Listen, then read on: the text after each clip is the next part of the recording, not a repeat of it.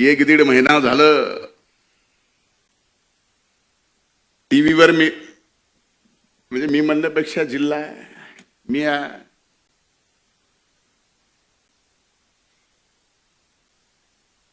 सूरज नाम है इसीलिए तो बदनामी पीछे है।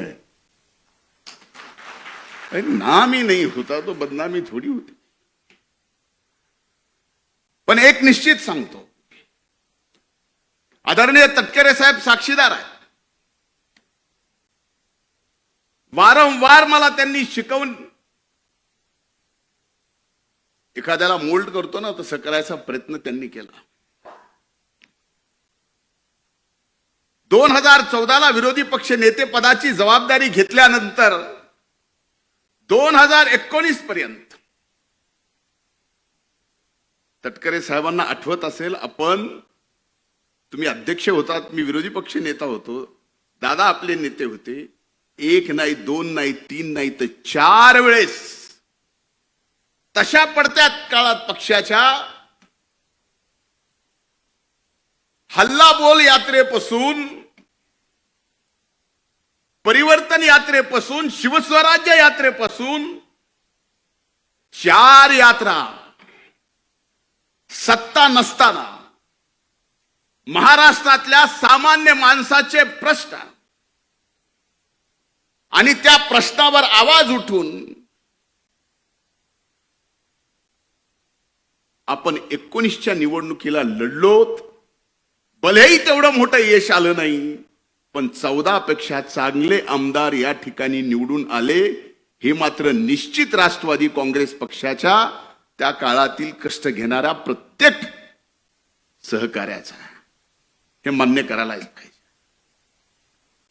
आता 19 नंतरचा पुढचा काळ तसा सांगणं कितपत योग्य आहे, पण सांगितला गेला पाहिजे। का सांगितला गेला पाहिजे? अगदी पहाटेच्या शपथविधीच्या बाबतीत त्याला पहाट म्हणत नाहीत असं दादा नेहमी म्हणतात,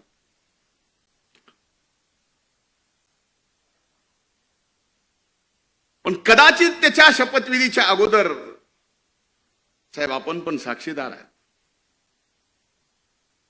मी दादांना विनंती केली होती, आज स्पष्टपणाने बोलतो, कधीही बोललो नाही, कारण इथं फक्त आणि फक्त राष्ट्रवादी काँग्रेस पक्षाचे दादांचे एकनिष्ठ सहकारी आहेत म्हणून मी हे बोलायची हिंमत ठेवतो।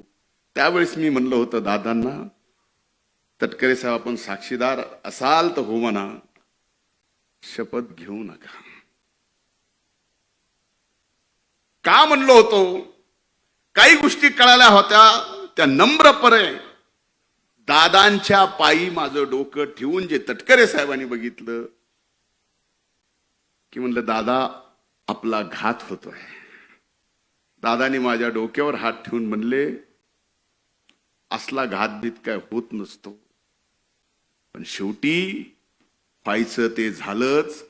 त्यावेळेसपासून आपल्या या दादांना विलन आणि खलनायक ठरवायचं षडयंत्र त्यावेळेस पासून चालू होतं।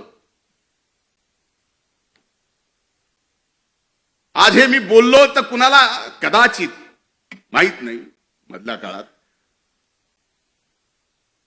पण ही वस्तुस्थिती आहे। वारंवार या महाराष्ट्रात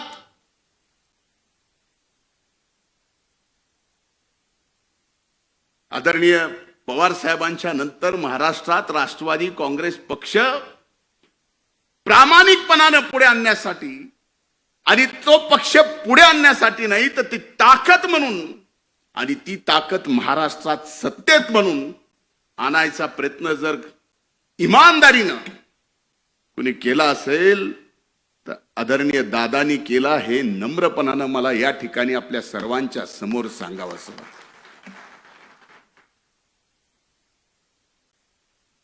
आता पहाट होती त्यामुळे त्या शपथविधीला मला येता आलं नाही, कारण पहाटेचं आपलं तसं जमत नाही। पण घेणं एक ना घेणं दोन, शिक्षा मात्र मला झाली, ही मान्य करता का नाही? माग कुणी जरी हो म्हणत नसलं तर माग शेखर भाऊ हो म्हणतायत.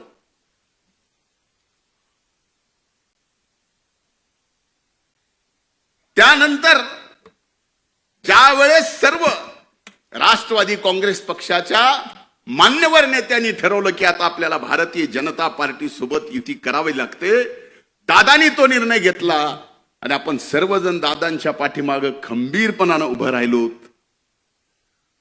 आणि आज खऱ्या अर्थानं अनेक वर्षापासून असा विश्वास एकट्या दादावर असता तर एकट्या राष्ट्रवादी काँग्रेस पक्षाने या महाराष्ट्रात सत्ता दादांच्या नेतृत्वाखाली आणली असती. पण वारंवार दादाच्या चांगल्या कामाला खलनायक ठरवायचं काम करण्यात आलं, त्याचमुळे हे घडलं नाही. लोकसभेची निवडणूक झाली. लोकसभेच्या निवडणुकीत दारुण पराभव झाला. मला अनेक जण त्या राष्ट्रवादी पक्षाचे जुने जाणते नेते येऊन म्हणतात, तू कशाला रे लोकसभेला वहिनीच्या प्रचाराला आला, त्याच्यामुळं तुला आता बघ विधानसभेत काय होते. जे व्हायचंय ते होईल. मला पक्षाने सांगितलं जा तिथं सभा घे. सभा घेतल्यानंतर त्याचा परिणाम माझ्यावर काय होईल याचा विचार करणारा एवढ्या हलक्या काळजाचा मी राष्ट्रवादीचा दादाचा कार्यकर्ता नाही. आणि माझी विनंती आपल्याला, आपल्यापैकीही कुणी नाही नसणारच, पण हो हे सगळं केल्यानंतर त्याची किंमत मोजावी लागते. मोजावी लागली तरी बेहतर, त्याला कमीपणा नाही. त्याचा राग धरला. जो संकल्प काही जणांना पाडण्यासाठी, मुश्रीफ साहेब आहेत, आदिती माया है, मैं खुद गब्बर है, वळसे पाटील साहेब आहेत, यांना पाडायचंच अशी यादी कमी नव्हती. पण पडलं कोणीच नाही. तुम्ही लाखभर मतानं आलात, मी जरा जास्त मतानं आलो म्हणून मला भोगावं लागायला की काय असं मला वाटायला लागले.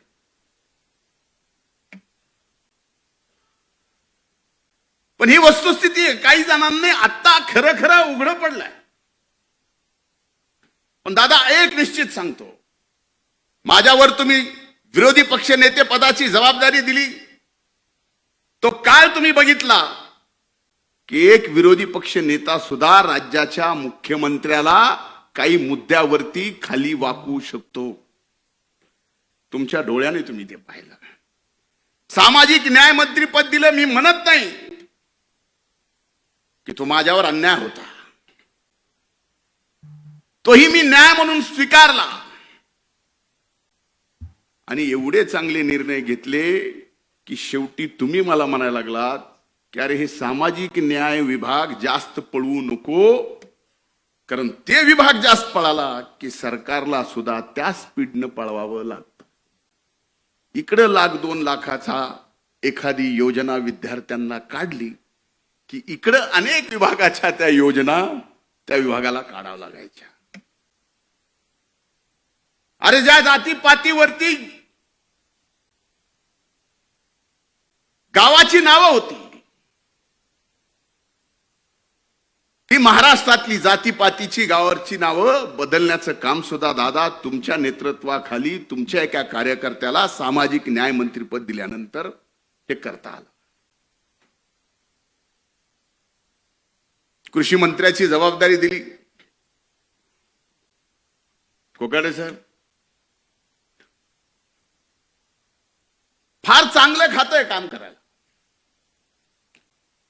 विभाग फार चांगला आहे. आपण सकाळी चांगलं काम करतो, खरंच चांगलं काम आहे. आपण जिम्मेदारी दिली दादा 1 रुपयात या देशात, 1 रुपयात पहिलं राज्य आहे, ज्या राज्यात पहिलं राज्य आहे महाराष्ट्र, ज्या राज्यात 1 रुपयामध्ये पीक विमा योजना आणली. आज त्या पीक विम्याच्या बाबतीमध्ये सभागृहात दादा तुमच्या सगळ्यांच्या समोर पीक विम्याच्या बाबतीत आरोप झाले की ज्या 1 रुपयाच्या पीक विम्यामध्ये 11,000 कोटी रुपये पीक विमा कंपनीला या महाराष्ट्राच्या शेतकऱ्याला द्यावे लागले. हे रेकॉर्डवर आहे, मी सांगत नाही, पण तरी आरोप होतात, अनेक गोष्टीचे आरोप होतात. चिंता ही नाही की आरोप विरोधातले करतात, चिंता ही आहे दादा नवसंकल्प करताना की आरोप महायुतीतले करतात. चिंता तो इस बात की है. आज धनंजय, आज मी गटलोय म्हणून मला, उद्या अनेक जण आहेत ते गटलेत म्हणून त्याला, पण पक्ष म्हणून आमच्या सारख्याला दादा काही नको. आम्ही इथं सगळेच कुणाशीही लढू, कुणाशीही घेटू, परवा नाही. तुम्हाला माहिती आहे, आपल्यापैकी अनेक जणांना माहिती आहे, त्या स्वर्गीय मुंडे साहेबांच्या विरोधात कुणी बोलायला आणि लढायला त्यावेळेस तयार नव्हतं. दादा फक्त तुम्ही माझ्या मागे होतात म्हणून त्या परळी वैद्यनाथ मतदारसंघात 14ला हरलो असून 19ला दादा पक्ष सत्तेत आला नाही, पण परळी विधानसभा मतदारसंघ कधी कुणी विचार केला नव्हता राष्ट्रवादी काँग्रेस पक्षाच्या घड्याळावर निवडून येईल. दादा आणून दाखव. बळ दिल्यानंतर आणि आपल्या मागे नेता आहे हे बघितल्यानंतर अनेक जण एव्हरेस्ट सारखा डोंगर सुद्धा चढून तिथं आपल्या पक्षाचा झेंडा लावू शकतात. हे एक उदाहरण द्यायचं म्हणून मी परळीचं दिलंय. समजू नका की मी काय दिवे लावलेत ते, असं बिलकुल नाही. वस्तुस्थिती आहे. अनेक गोष्टी सांगितल्या पाहिजे. आज एकीकडं ह्या सगळ्या परिस्थितीमध्ये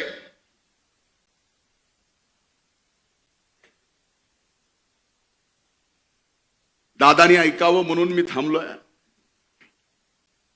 एक नक्की आहे, शिर्डीच्या साईबाबांच्या साक्षीनं सांगतो की आमच्या बीड जिल्ह्याच्या पालकमंत्री पदाची जबाबदारी आदरणीय दादांनी या ठिकाणी घेतली. अतिशय आनंदाने मी या ठिकाणी सांगतो, तो आनंद या ठिकाणी व्यक्त करतो आणि जिल्ह्यात दादा आपलं स्वागतही करतो. यात मीही विनंती केली होती की सद्य परिस्थितीमध्ये अशा जबाबदारीत आपण नसू नये. पण एक गोष्ट मात्र लक्षात घेतली पाहिजे. आज अजित पर्व आहे, आज आपण सत्तेत आहोत, आज आपल्याला नवीन संकल्प घ्यायचा आहे. पण हा नवीन संकल्प घेत असताना राष्ट्रवादी काँग्रेस पक्षाला पहिल्यांदा कार्यकर्ता भिमुख व्हावं लागेल. कार्यकर्ता भिमुख झाल्यानंतर पक्ष संघटन एवढं मोठं होईल, एवढं मोठं होईल की कसल्याही वाऱ्या आणि वादळामध्ये ते पक्ष संघटन कधीच ढळणार नाही, हलणार नाही. हे मात्र एक कार्यकर्ता म्हणून निश्चित मी आपल्याला सांगतो. पण मधल्या काळातल्या काही अनुभवात मी सांगतो, खरंच आपल्या पक्षामध्ये पक्षाची जबाबदारी घेऊन काम करणारा प्रामाणिकपणाने अनेक वर्षापासून त्यालाच विचारून सगळ्या गोष्टी होत्यात.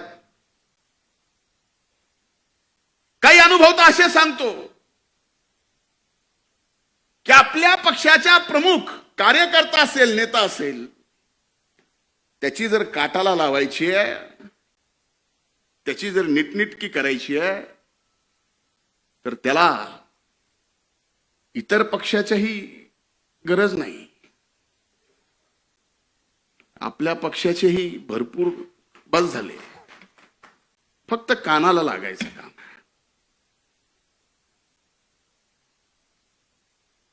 यांनी काय होणार आहे?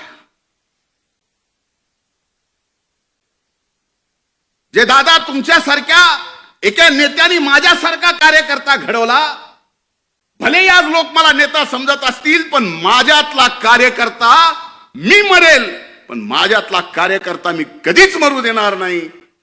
त्यावेळेसच नेता जिवंत असतो. त्याच्यातला कार्यकर्ता मेला त्यावेळेस नेता संपला, पक्ष संपला. आणि माझ्यातला कार्यकर्ता मी कधीच मरू देणार. आज अनेक जण लोकसभेच्या प्रचाराचा मी विषय बोलत नाही, पण विधानसभेच्या प्रचारात मला सगळीकडून घेरला असताना मला अभिमन्यू करायचा प्रयत्न केला होता, पण विधानसभेच्या अगोदरच मी सांगितलं होतं की मी अभिमन्यू नाही, मी धनंजय आहे. पण आपल्यापैकी अनेक जण आहेत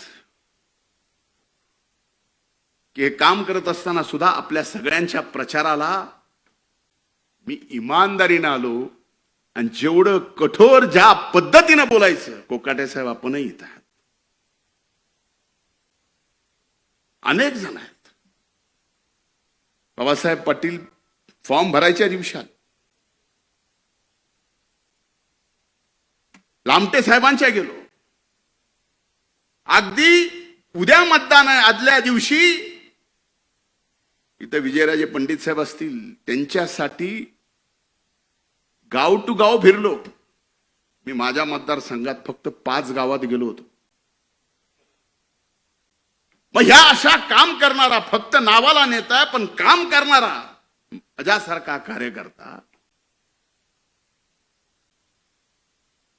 ज्या वेळेस कुठल्या तरी एका कारणाने फक्त मला टार्गेट करायचंय, त्याला कारण काय हे आपल्याला माहिती आहे.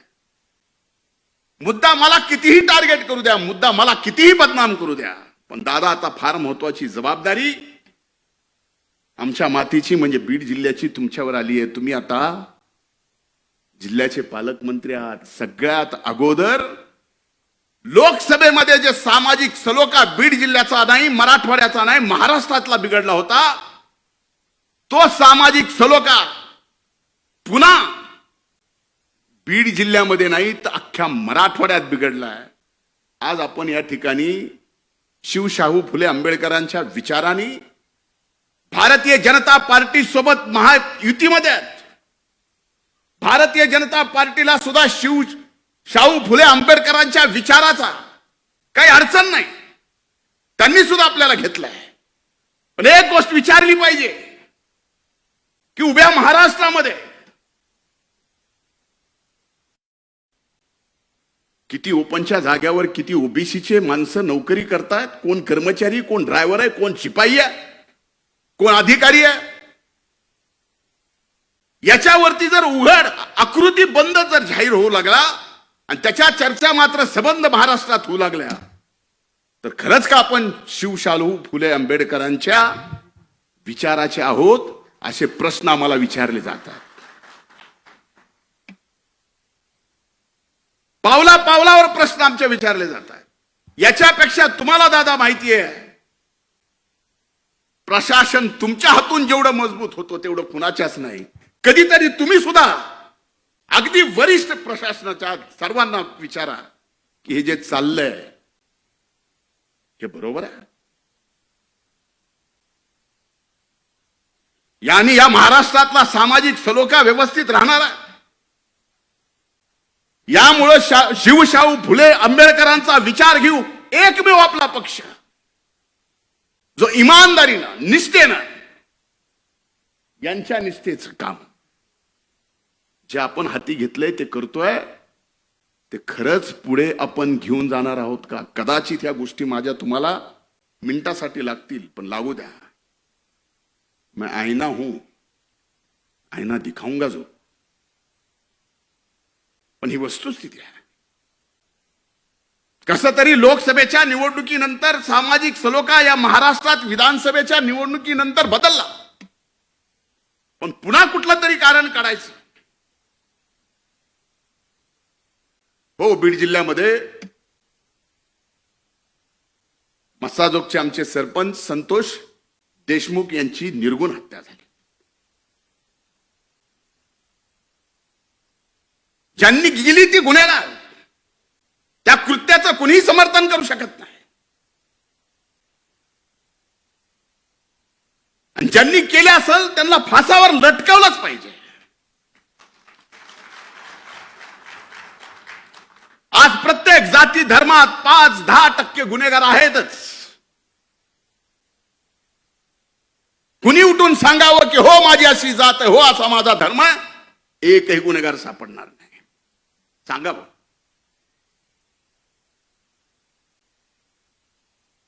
पण त्या 5-8 गुन्हेगारांच्या मुळे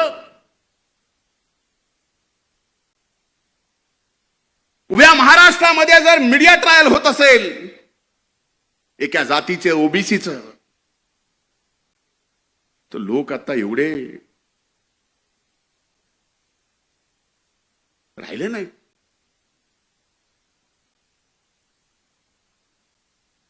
बीडचा बिहार,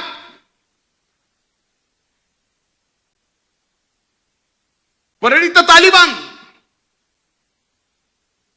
आम्हाला दुःख होत नाही. आमचा बीडचा बिहार अर्ध्याच्या वर 6 महिने ऊस तोडायला तुमच्याकडे असतो, त्याचा बिहार केला जातो. आणि कुणी महायुतीतल्या आपल्या पक्षातल्या लोकांनी परळीला तालिबान केले जातं. जे परळी 12 ज्योतिर्लिंगापैकी पंचम स्थान असणारं, 5वं स्थान असणारं परळी वैद्यनाथाचं ज्योतिर्लिंग आहे. दादा काही दिवसानं शिवरात्री आहे. लाखो भाविक या देशातले तिथं दर्शनाला येतात. अशा मीडिया ट्रायलनी, अशा सगळ्या एका गावाला, एका जिल्ह्याला बदनाम करून अशा जर गोष्टी होत असतील, ह्याच्यातलं नुकसान कुणाचं आहे? भले आम्ही राजकारणात राहू, नाही संपू, पण पिढ्याना पिढ्या पुढच्या तुम्हा आम्हाला कधीच विसरणार नाहीत. ही काय करून ठेवलंय? माझे हात जोडून त्या बाबतीतली विनंती आहे. अरे आमच्यासारखे माणसं लढणारे, मला माहिती आहे दादा कुठल्या कुठल्या प्रसंगात, माझ्या वाईट प्रसंगात या पक्षाने माझ्या मागे उभं राहिले. मी ते कधीच विसरू शकत नाही, मरेपर्यंत विसरू शकत नाही. मेल्यानंतर माझी अग्नी दिली तर त्या अग्नीतला धूर सुद्धा तुमच्या उपकाराची परतफेड करू शकत नाही. दादा मला माहिती आहे. असे प्रसंग कुणावर आले नाहीत. आणि असे प्रसंग कुणावर आले तर आमच्यासारखे कार्यकर्ते सुद्धा कुठं थांबले नाहीत. कुणी अंगावर आलं तर आम्ही सुद्धा आमच्या नेत्यासाठी शिंगावर घ्यायचं कमी केलं नाही. आत्ताच्याच प्रसंगात एक गोष्ट तुमच्या सगळ्याच्या समोर आली